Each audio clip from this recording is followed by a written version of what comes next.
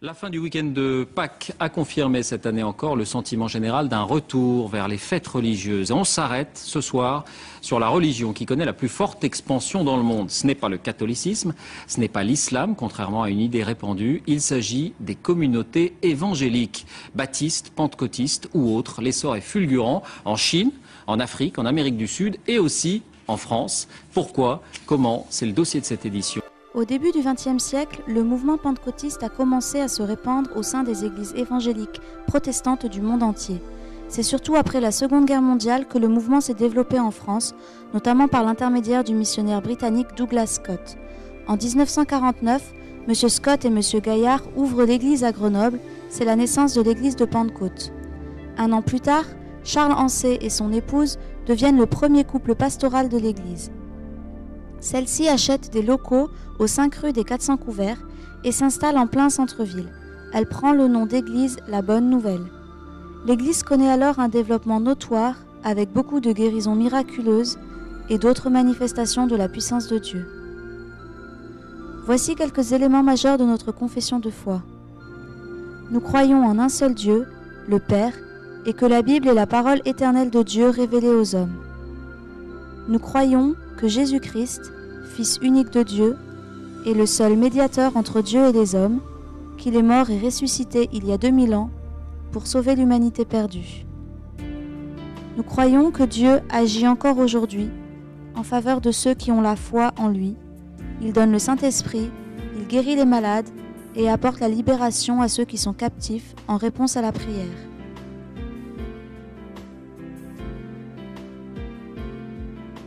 En tant qu'Église, nous sommes appelés à annoncer l'Évangile, qui veut dire bonne nouvelle, à tous les hommes. En 1977, l'Église La Bonne Nouvelle prend le nom d'Église évangélique de Pentecôte et l'EEP s'inscrit comme membre dans une fédération d'églises, la Fédération des Églises du Plein Évangile en francophonie. Elle fait également partie aujourd'hui du CNEF, Conseil national des évangéliques de France, constitué depuis juin 2010. En octobre 1990, un incendie ravage les bâtiments de l'église. Pendant 2 ans, les membres se rassemblent dans diverses salles de l'agglomération. Beaucoup de personnes manifestent alors leur compassion et nous viennent en aide. De cette époque, nous gardons de la reconnaissance envers la ville de Grenoble qui nous a prêté le restaurant municipal sous le Palais des Sports, ainsi qu'envers l'église réformée et l'église catholique qui nous ont ouvert leur lieu de culte.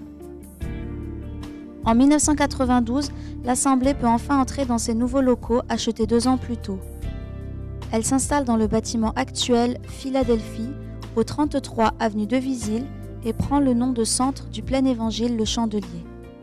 Dès 1974, Pierre Truchel et son épouse Michèle avaient été nommés pasteurs aux côtés de son beau-père Charles Ancet, décédé en 1982.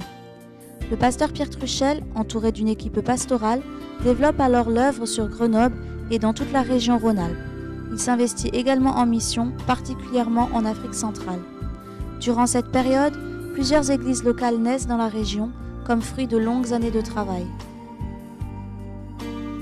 La première, en 1981, à Bourgoin-Jallieu. Les responsables actuels de cette église sont Emmanuel et Priscille Lambotin. L'église évangélique aux portes de l'Isère cherche actuellement des bâtiments et se réunit provisoirement au centre œcuménique de Villefontaine. La deuxième, en 1982, est l'église La Fraternité chrétienne à Saint-Laurent-du-Pont. La vision de cette église est large et multiple. À côté du lieu de culte, elle dispose d'une maison d'accueil, le Cottage en Chartreuse, pour les personnes ayant des besoins de guérison et de restauration intérieure et pour recevoir des groupes. C'est également un lieu où se tiennent régulièrement des séminaires d'enseignement. Des écoles de relations d'aide ont vu le jour ces dernières années grâce au partenariat mis en place avec une association internationale d'origine britannique, LL Ministries, dont les responsables sont Patrick et Valérie Chambron. La troisième, en 1986, se nomme le Centre chrétien à Ebens et les responsables actuels sont Pascal et Fabiola Durelli, ainsi que Michel et Dominique Dalpont. La quatrième église, créée en 1989, est le Centre protestant évangélique à la Côte-Saint-André, fondé par Pierre et Sylvie Albrecht, et le couple pastoral actuel est Amri et Christine Beldjilali. La même année, le centre évangélique protestant ouvre à Vorep avant de s'installer sur Voiron. Les deux couples responsables sont Josué et Marie-Ange Pénat, ainsi que Jonathan et Sandrine Dalpont. Plus récemment, en 1995, est née l'église évangélique Le Flambeau à Villeurbanne, dans le Rhône, avec pour responsables Jean Blaise et Yvette Amougou, ainsi que Hubert et Christine Crameau. Et enfin, La Maison est née en 2010 au Chambon-sur-Lignon dans la Haute-Loire. La responsable est Madame Isabelle Debar. Après le décès du pasteur Pierre Truchel en septembre 2003, l'œuvre continue dans la même pensée d'annoncer l'Évangile et de s'impliquer dans la ville. De la fin 2003 jusqu'en octobre 2010, le pasteur Christian Rivière assure la présidence de l'EEP, Église évangélique de Pentecôte. Daniel Robert est nommé pasteur référent du Chandelier, assisté des pasteurs adjoints Mario Rizzo, Christian Rivière, Roger Caz et Marc Michel. En octobre 2010, l'EEP devient EPEP, Église protestante évangélique de Pentecôte, et Pascal Bonaz, missionnaire en Afrique pendant 18 ans, succède à Christian Rivière à la présidence de l'association. Au début des années 80, la rencontre avec le missionnaire Albert Burkhardt précise l'appel de l'Église à œuvrer en mission. En 1984, Pierre Truchel devient président de la mission Action apostolique africaine à la suite du missionnaire Burkhardt. Le siège de l'AAA est transféré à Grenoble jusqu'en 2000. De nombreuses personnes des différentes assemblées de l'EPEP sont parties servir en mission en Afrique centrale, République centrafricaine, Tchad, Congo, République démocratique du Congo. Des centaines d'églises sont nées dans ces différents pays, ainsi que des écoles bibliques, des centres de santé, un orphelinat, des écoles primaires communautaires et un lycée-collège en Brouche. En parallèle, diverses aides matérielles et financières sont envoyées au fil des années pour des projets de développement, des aides d'urgence pour des catastrophes naturelles ou des événements politiques douloureux dans divers endroits de la planète. En 2000, le siège de la mission est transféré à Dijon, au moment où l'association prend le nom de AMF, Action missionnaire pour la francophonie. Notre partenariat avec cette œuvre missionnaire se poursuit aujourd'hui. Tout au long de ces 60 années d'existence, de nombreuses activités se sont développées au sein des diverses églises, comme la formation biblique avec la création de l'Institut biblique du Dauphiné en 1984, qui poursuit son activité dans ses locaux mêmes.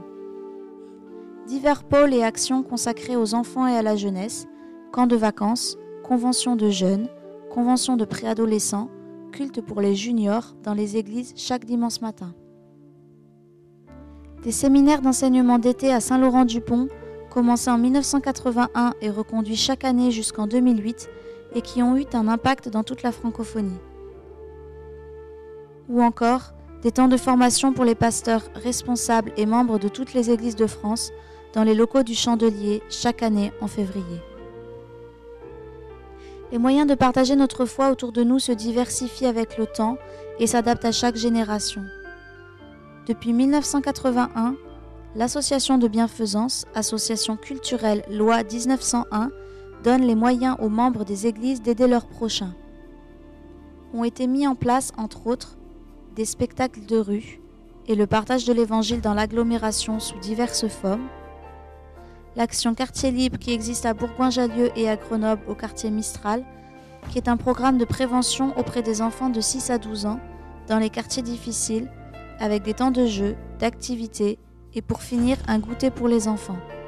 Une épicerie solidaire, une distribution hebdomadaire de colis alimentaires en faveur des personnes nécessiteuses du quartier, une bourse aux vêtements, des cours d'alphabétisation et de soutien scolaire pour les enfants du quartier, etc.